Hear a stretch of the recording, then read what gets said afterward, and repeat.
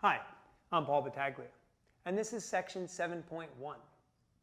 Basic integration rules may seem a little bit redundant to students, but this section is as much for the teacher as it is for the student. As a student, I kind of would ask them, do you think you've ever seen enough practice problems? You could probably always use a couple more. And as a teacher, I would say, it's always a good idea to take a look back and see if my students are really using the correct integration techniques at the proper times. So the essential question we would like our students to be able to answer at the end of section 7.1 is, how do I properly fit an integration rule to a given integrand?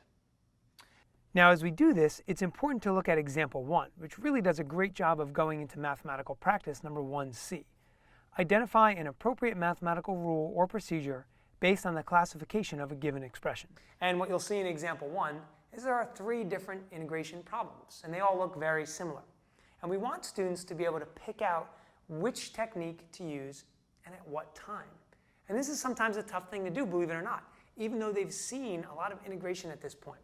So I don't think I would glance past this example. I would actually maybe use this as a warm-up, just assess kind of where your class is coming from. The other thing students have to be able to do is to identify multiple forms of an answer. So we have a nice little remark in there calling attention to this particular answer. ln of the quantity 2x plus c, c being the constant of integration. And we're saying that that is the same thing as ln of x plus c.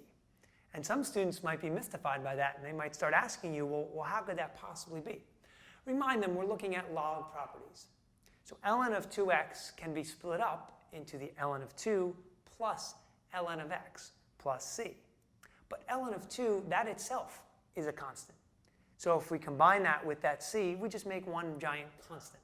And that's how we arrive at ln of x plus c. So now we've gone through all of these rules and we've seen so many of these techniques. And I like to give my students a nice little acronym. I call it repeat it. And so let's go through some of the letters so you can understand a little bit more. R stands for a rational function. We're looking for a rational function knowing that the end result would be the natural log. That first E could stand for expanding the expression we're giving, either by distributing or factoring, something of that nature.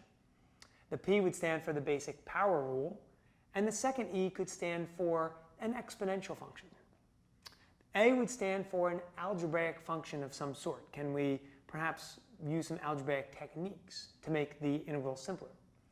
And then finally, the T would stand for a trigonometric integral. Now what about the last 2 letters, it? Well, the I would stand for the inverse trig functions, and the T would stand for some type of trig identity or trig manipulation that helps students get back to those basic trig integrals. Now let's talk about some common mistakes, because believe it or not, even though students have seen integration for a while now, they're probably still making them here or there. So examples 1b specifically and 3 do a great job of looking at how we still have to use substitution. I call it use substitution within other rules. So highlight that.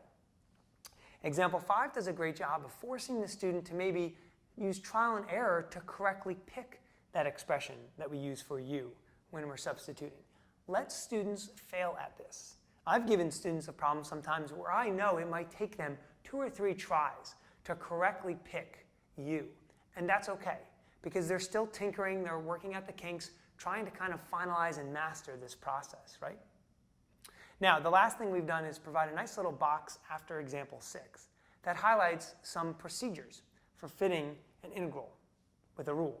And I would probably point students in the direction of the first, the second, and the 6th rule. Those are the most popular ones to look at. I hope these tips have been helpful, and I'm sure you'll find much success in section 7.1.